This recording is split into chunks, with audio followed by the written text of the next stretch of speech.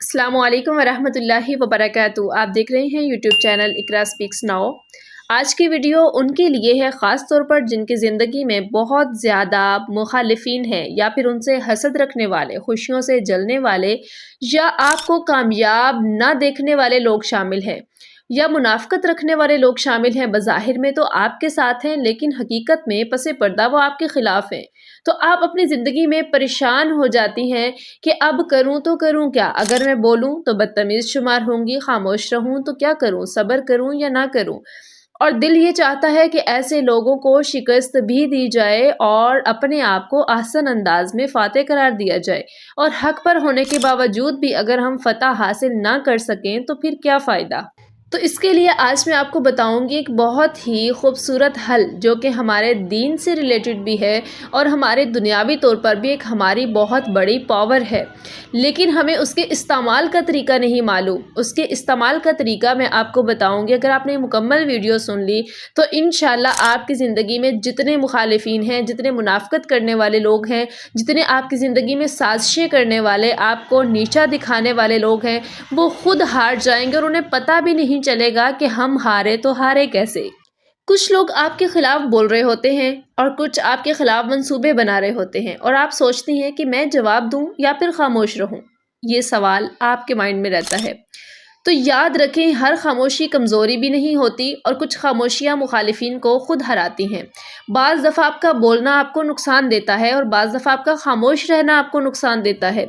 تو آپ کو میں بتاؤں گی کہ خاموشی اور اس کی کتنی اقسام، کب، کس وقت، کیسے ہمیں چلنا ہے۔ یاد رکھیں کہ خاموشی ایک جیسی نہیں ہوتی، یہ صبر جو ہے وہ ایک جیسا نہیں ہوتا۔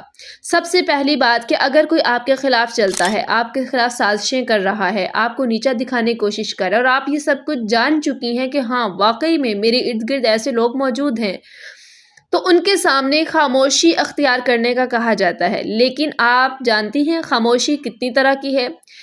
نمبر ایک پہ اگر خاموشی کی بات کی جائے تو وہ خاموشی جو عموماً کروائی جاتی ہے وہ کمزوری والی خاموشی ہوتی ہے، جہاں انسان ظلم سہ کر بھی کچھ نہیں کر سکتا، اور یہ خاموشی ہمیشہ نقصان دیتی ہے۔ دوسرے نمبر پہ ایک خاموشی، وہ خاموشی جہاں حق دب جاتا ہے، اس کو کہتے ہیں بزدلی والی خاموشی، تو یہ خاموشی بھی انسان کو نقصان دیتی ہے۔ تیسرے نمبر پہ حکمت والی خاموشی، یعنی ایک ایسی خاموشی جو بولنے کی بجائے خود کو بچانے والی اور شور کی بجائے دعا کرنے والی اور رد عمل کی بجائے تیاری والی خاموشی ہوتی ہے، اور یہی وہ خاموشی ہے جس پر آج ہم نے بات کرنی ہے۔ یہ خاموشی مخالفین کو توڑ کر رکھ دیتی ہے، ان کا مقابلہ کرنے کے لیے یہ آپ کے پاس ایک بہترین ہتھیار کے طور پر ہے۔ خاص طور پہ عورتوں کے لیے عملی پیغام جو ہے خاص طور پہ ایسا ہے۔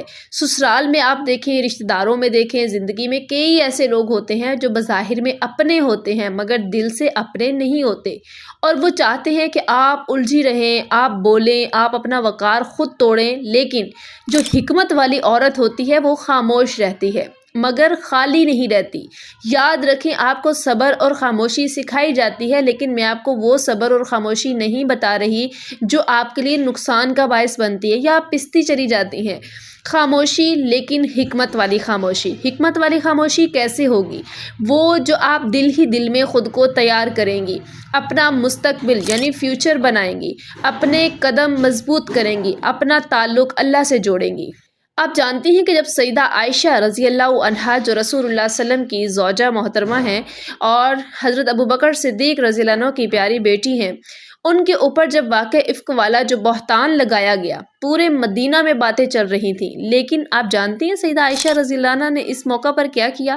حالانکہ وہ کم عمر تھیں اور وہ اتنی سمجھ والی نہیں تھی۔ آپ بھی دیکھ لیں، شادی کے شروع کے دن جو ہوتے ہیں لڑکیوں کے، خاص طور پہ 2 سال یا 3 سال، وہ میچور نہیں ہوتی ہیں، ان کو یہ سمجھ نہیں ہوتی کہ کس جگہ پر مجھے کیا کرنا ہے، کہاں بولنا ہے، کہاں خاموش رہنا ہے۔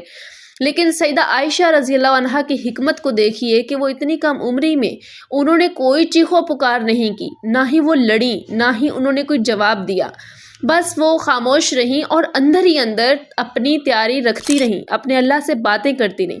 اور پھر جانتی ہیں کہ اللہ نے قرآن میں ان کی برات کا اعلان نازل فرما دیا سورہ نور میں۔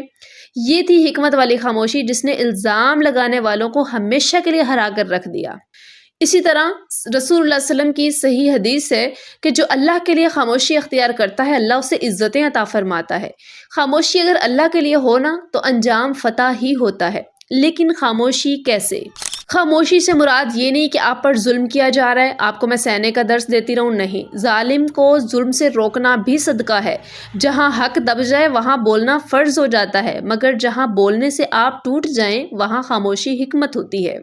اگر آپ کو لگتا ہے کہ لوگ آپ کو گرانا چاہ رہے ہیں تو آپ نے کیا کرنا ہے؟ آپ نے خاموش رہنا ہے، آپ نے جواب نہیں دینا۔ آپ نے اگر آپ کو کوئی اکسا رہا ہے، آپ کو اشتعال دلایا جا رہا ہے، لوگوں کی کوشش ہے آپ کے کسی فیملی میں، سسرالی فیملی میں یا کہیں پر بھی آپ کے خلاف ایسا کچھ سازشیں تیار کی جا رہی ہیں، اور عورت کو اللہ تعالیٰ نے یہ حص دی ہے کہ وہ سمجھ جاتی ہے کہ کون میرے لیے آج کل کیا کر رہا ہے۔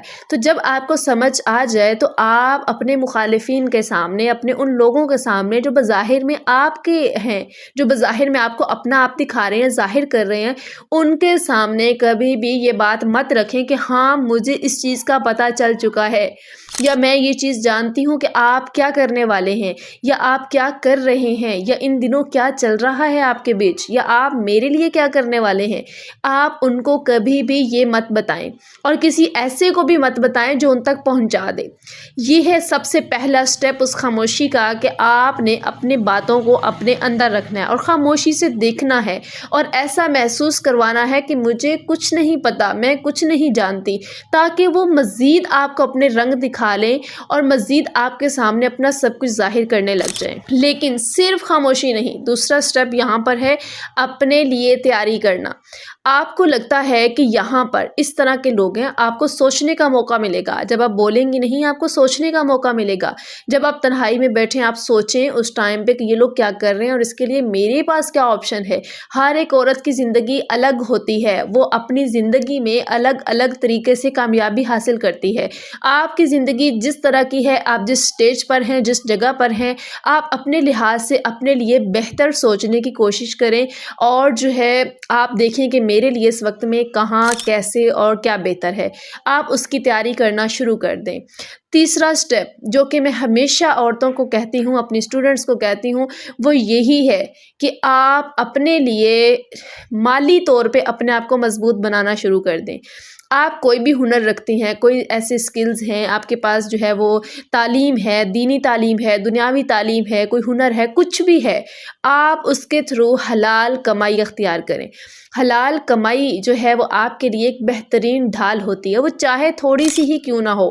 اگر آپ اپنے لیے ایک مہینے کا 5,000 بھی کماتی ہیں نا، تو آپ کے لیے اللہ اس میں بہت زیادہ برکت رکھتے ہیں، کیونکہ ایک عورت حلال کمائی کے لیے اس وقت نکلتی ہے جب وہ محتاج ہو جاتی ہے، اور محتاجگی اللہ کو بھی پسند نہیں ہے۔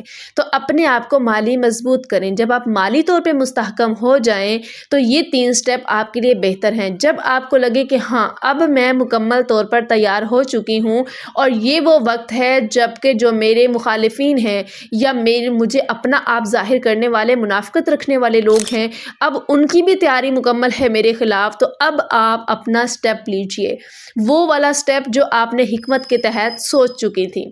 تو یہ آپ کو ایک مضبوط ڈھال دے گا، ایک مضبوط راستہ دکھائے گا، اور ساتھ میں اللہ کے ساتھ تعلق مضبوط رکھیں، اللہ سے مشورہ جاری رکھیں، بار بار استخارہ کریں، دعائیں کریں، تسبیحات پڑھیں۔